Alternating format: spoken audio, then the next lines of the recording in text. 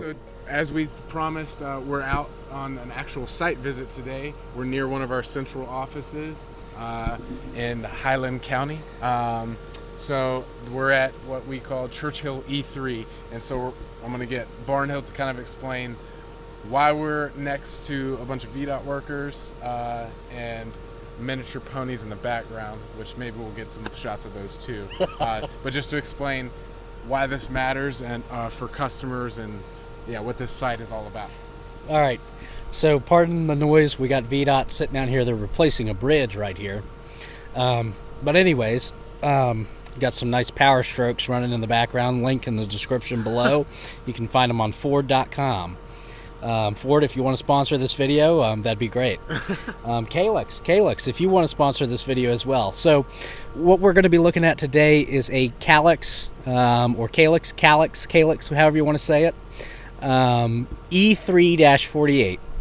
And we're going to be talking about, okay, what in the world is that? Okay, that is what we call an access node. Now here we are in the middle of nowhere, and we are between Doe Hill, Virginia, and McDowell, Virginia. Okay, we're about 5 miles or so, give or take, from either site. So we have an office, a central office, in both towns. But the problem is the folks between, dead center in between, because they're so far away, they're not able to get the level of service that we'd like to provide. So, people in this area, until we installed this about a month ago, were not able to get high-speed internet. Now they're all pretty much able to get 25 meg. So they were getting like, oh gosh, 1 megabit. Maybe yeah, in a maybe case scenario. Yeah. Maybe 3, depending on how close. Depending, to the yeah, central. depending. So basically, what this has done is we plowed fiber optic cable, all the way from our office in McDowell, and this is to feed this new site. So, what is an access node? So, an access node is basically a device that provides service. So, in this case, it's providing telephone and internet in the form of DSL. Now, DSL, if you know anything about it, you may have heard of it before. You may have even had it at one point in time. It's a little bit of an older technology. Using copper wires. Using copper, it works over your phone line. And, historically it's been, pretty slow. And there's a lot of places in America that still can only get DSL. It's really, really expensive to run fiber to everybody. We talked about it last time. It's what? I think we said 40,000. Yeah. For each mile. Each mile, it's roughly 40 grand a mile is the estimate construction cost, and that's being conservative because we do everything in house. We've got our own construction crews, we've got our own engineering staff, we've got everything, our own equipment. We contract very little out. So, when you start contracting things get expensive. But so this is kind of a solution. Having this yes. type of setup is okay. We've recognized that providing fiber to people in some cases is just not financially a smart move. So, what can we do to get them high speeds? And right. Therefore, let's inject some fiber into some copper. Yes, so that is a thing. We're bringing the fiber closer to the customer, not all the way, but closer to them. So let's look at the keys, let's take a look. So the unit itself is this unit right here, and again, this is a Calyx E3-48. It does 48 customers, both data and voice.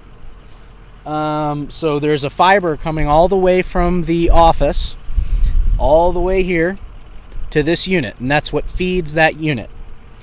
Then the phone cable that used to come from the office is actually cut, and what used to come from the office is now intercepted and fed from here.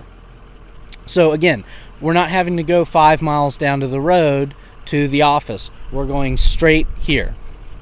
Can you tell me why, forgive the beeping, we got some activity from the village people.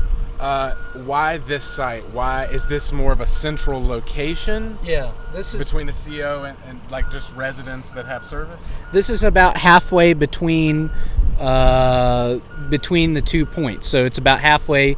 This is about a halfway point between McDowell and Doe Hill. We just figured a Shetland pony farm was the right spot as well. All right, so do we want to get under the hood let's here? take a look and see what we got. Take a gander at which of the 7011 keys you've got.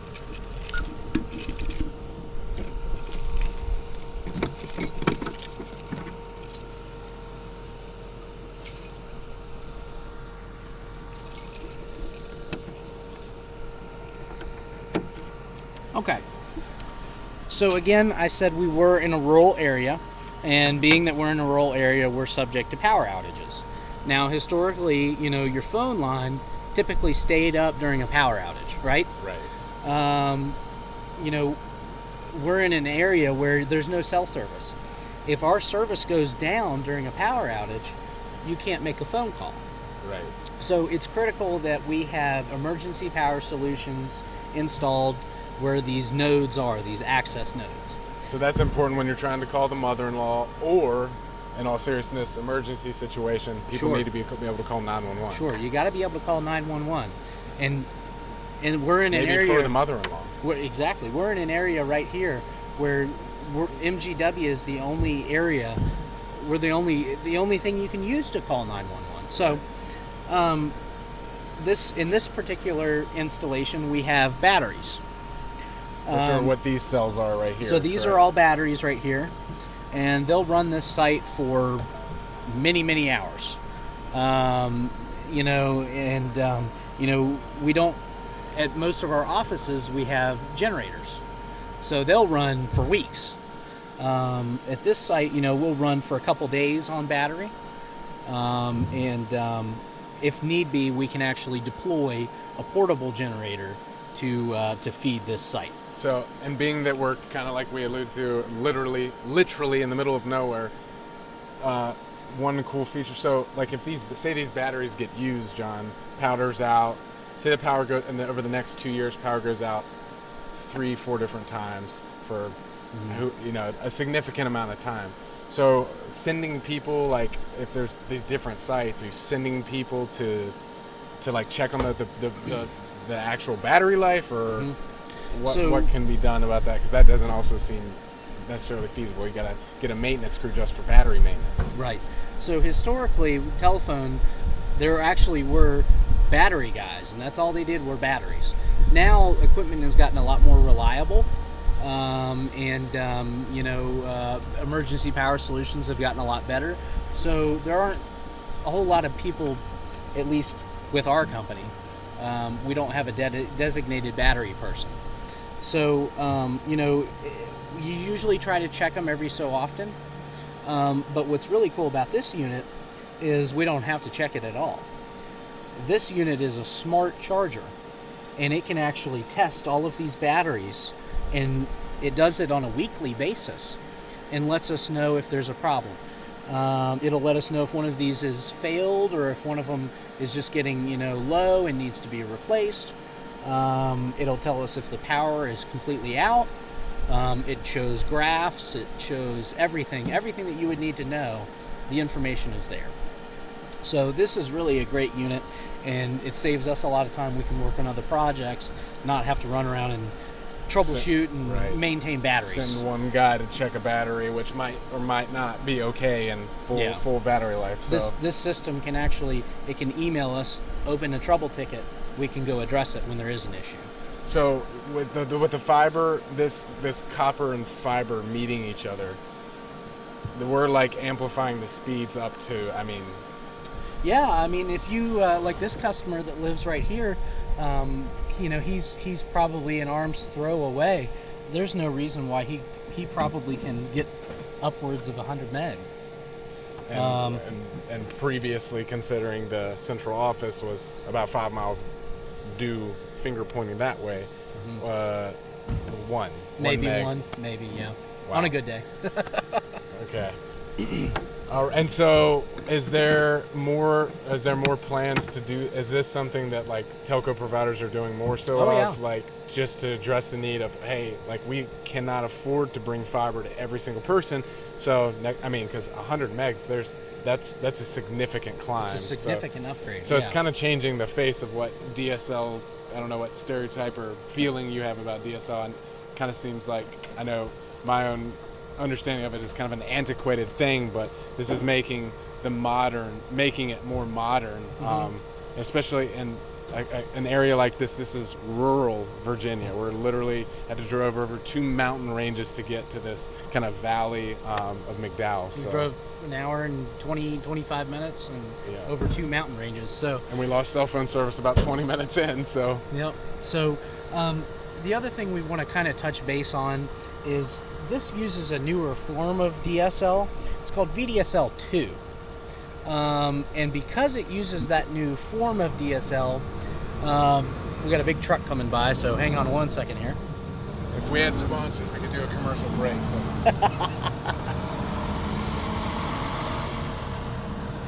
So, VDSL because it uses a newer form of DSL, you have to get a compatible modem. So, MGW Telephone leases their modems. Right. And that's great because they're really susceptible to lightning damage and you know, there's always new changes coming out, and whether it's like patches, security updates, things like that. And also, if you have a problem with it, you can give us a call and there's no charge. Right. Which is great. You know, if you forget your Wi-Fi password, we can help you with that. So it allows us to do greater troubleshooting and customer support as well. Yep, better overall customer support. But more importantly, when a modem upgrade is required, in this case, these customers all had to get new modems to take advantage of the higher speeds. Right. Not to say that an older modem won't work with this, but you're not going to be able to take advantage of those new speeds. They're just not compatible. Just like different technology, which we talked about in second episode. Yeah. So most of our customers, I would say most of them, do go with an equipment lease, which is great. Because since we had to replace this, we had to replace everybody's modem. So that's just something that we take care of because, hey, you got to have it. So it's going to offer better service, too. Better service, yep. Yeah. So that's pretty much the small and the sweet and short of it is you got fiber coming from the office, which is connected to the access node. You've got the power supply and batteries for the access node. And yeah, that's pretty much it. It's simple in theory, but it takes a lot to pull this off. This is a lot of work. What kind of ending with that? How long does setting up a site like this take? Well, assuming the fiber is here, a few weeks. To actually run the fiber all the way here, I think it took them 5 to 8 months. So, I mean, it was no easy task. And so would you say the greatest majority or time of work was just actually bringing the fiber to the location just getting versus setting it up? Yeah, just getting the fiber here is a lot of work. Very cool. Yeah, we'll kind of take the cue from the tanks that are driving by that we'll wrap it up. But thanks for joining us outdoors in rural Virginia.